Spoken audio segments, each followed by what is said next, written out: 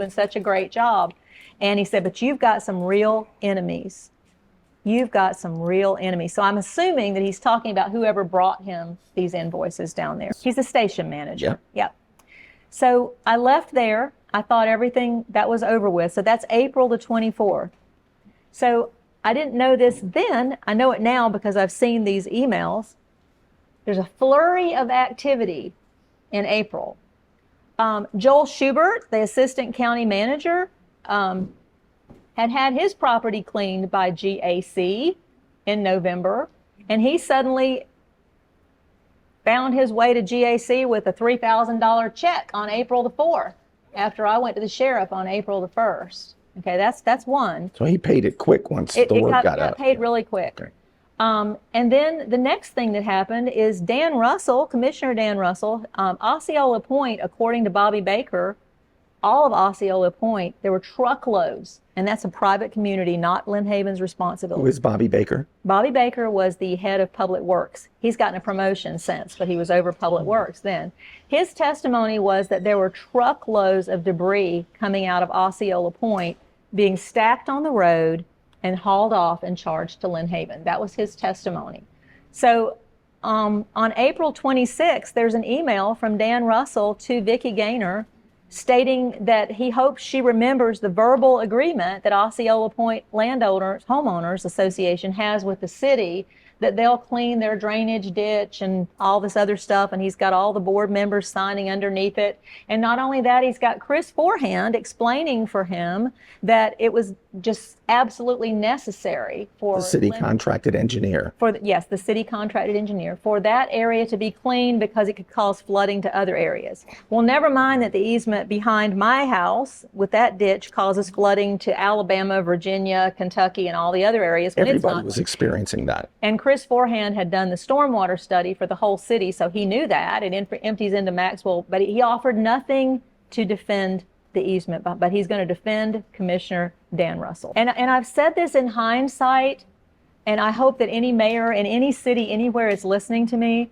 If there is a disaster in your city, no matter how busy you are, no matter what happens, get yourself a yellow legal pad and keep yourself a daily diary of exactly what you're doing every day and who you're doing it with and every detail, because you can't remember it later. My biggest salvation was my Facebook posts, and it's in my book, day by day, what I posted on Facebook and what people said back to me. That's a bit of a diary, but it's not if I had known what I know now, I would have a calendar that would be so detailed, and it would have helped me immensely, I think. So the property cleanup was a hoax, but that was what they needed. And one of the things that I will say about James had been in Jacksonville through the month of October. I'm just talking about you. But he even believed I'd had my property cleaned because Derwin had shown him the invoices. But James didn't really feel that was anything. He said, I heard they cleaned all the city workers and they tarped all their houses and they tarped all the policemen. So what if they came and cleaned your property? I said, James, they didn't clean my property. They didn't. And he said, well, the invoices. So Derwin had tried to convince James that I was corrupt. And finally, James even sent a surveyor to look because he was curious. And I paid the surveyor, but he sent the surveyor over to look. And that surveyor has since left town because then the FBI went and questioned him. Surveyor's been here for a long time. The fake invoices are because, first of all, it's not my property.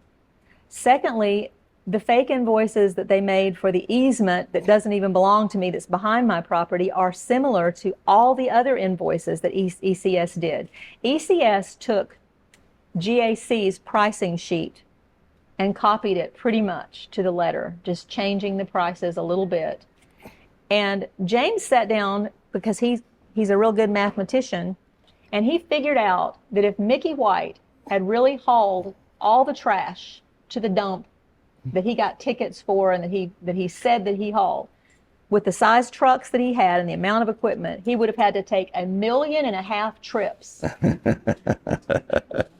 Mr. Forehand received immunity. Yes. And gave a lot of false testimony about me. Yes. And so I want to bring to the attention that Derwin White gave the copies of the invoices to Chris Forehand, according to Chris Forehand's testimony. and this is an open court document, and Chris Forehand took those invoices to Tetra Tech, which his company is subcontracted to, and he was told by Derwin White to make sure that those invoices had been paid by the city and that Tetra Tech had turned them over to FEMA. By making sure that those invoices had been paid and had been sent to FEMA for reimbursement, that would indict me for a federal crime. Right. That's under the FBI's jurisdiction at Yes. this point. That's how they. Yes. But here's the issue. Right after the hurricane, other city officials were getting their homes cleaned. Yes. Right after the hurricane. Yes. It was almost 30 days later that they said you did it. Yes. So that makes a problem with the invoice numbers. Yes. Please explain.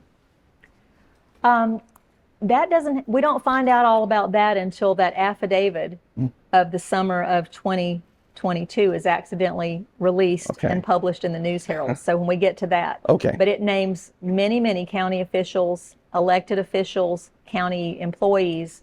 And by one of the city employees that we talked about earlier, they talked about the fact that Michael White did order them to tarp all the city employees' houses, the police houses, to help clean up their homes and repair to make sure they could work. I didn't know about that at the time. And then they targeted the mayor for property that wasn't even mine. So I think that's the biggest takeaway that I would like for people to have about the property cleanup. But it's the biggest thing because even at my sentencing hearing, you were at the sentencing hearing, the prosecutors continued to pound that property cleanup as though it were fact. They never let it go. But that was the one big thing that I wanted to talk about. But there's a lot more that I want to talk about. The biggest thing that I want to say is there will be those, and I'm sure because of the time of year it is, the fact that there is an election going on. But one of the things that I wanted to say is when I was indicted, today is August the 12th. 4 years ago today, this was the date of my last commission meeting as mayor, and 7 days later, I would be indicted. The night before I was indicted was election here in Bay County. So the sheriff had just been reelected, unopposed. Larry Bassford had just been elected. State attorney, top prosecutor. State attorney. And the reason this hit me is I was watching the other night the election returns from the last election to see who was elected and just building things for what I'm doing. And Arthur Cullen and Amy Hoyt were talking about the election, and she had Arthur Cullen there as her person to talk about it. And I'm thinking to myself, because Matt Reamer, the former police chief, his wife, one of the city employees' daughters, who is married to Doug Williams, who works at the prosecutor's office, at the state attorney's office. Two of them were employees. They were making comments on Facebook, something's coming, watch, this mayor's doing something, all this stuff. They knew. I'll just finish with saying the night before I was indicted and before all the news media showed up to arrest me was the night of the election, and they were all together. They were all down at Channel 13. And somebody had to have alerted Channel 13 because they were out there with their cameras set up rolling along with some other people. And if there's any dark humor, they were so incompetent they didn't even know where their target was. I was in Jacksonville. And so they descended on my house with my 3-tour combat veteran husband, who's 100% disabled, at 6 o'clock in the morning with a no-knock warrant with the sheriff's team. And the press. Why, if you have all this information on the mayor of your city, who is 65 years old at the time, why did you need an arrest team? Why couldn't the sheriff have picked up the phone and said, Mayor Anderson, we've got sufficient evidence that we believe that you've committed some serious crimes. I need you to come down and turn yourself in. Why did they need a no-knock warrant? Instead, I was arrested by many agents in Jacksonville in my new home, all my neighbors watching, sat in a cell for 8 hours without a lawyer, without being told what I was charged with. And they timed it exactly to the moment I was finally brought before the judge at 3 o'clock in the afternoon Eastern time with a 57-page indictment plopped down on the table as I sat in leg irons.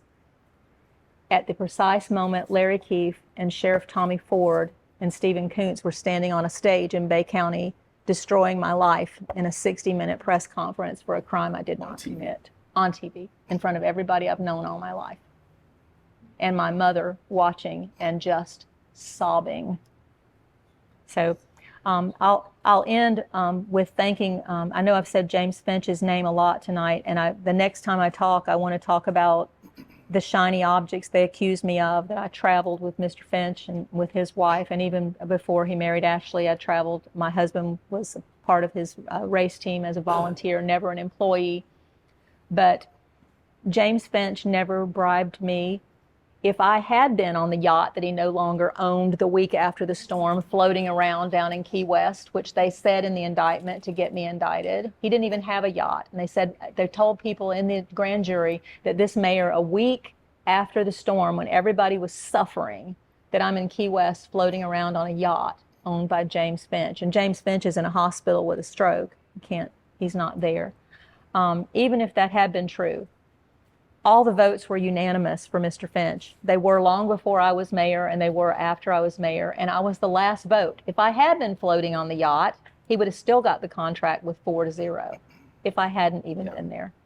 So I'll just end with, I want to talk some more, because I probably talked, I hope I haven't bored everyone.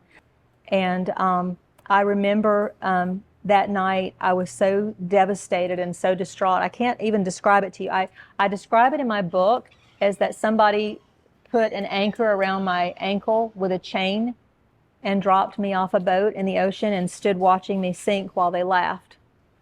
And I got down on my knees by my bed, and I took my husband's hands, and I had my little dog, and I prayed. And I said, God, I don't know how this happened. How can something like this happen to me? And I said, I don't even know how to pray. And so I'm just going to say your name, Jesus. Thank you. I appreciate all of you coming, and I wish we had more time. But I don't mind answering any questions that anybody has for me.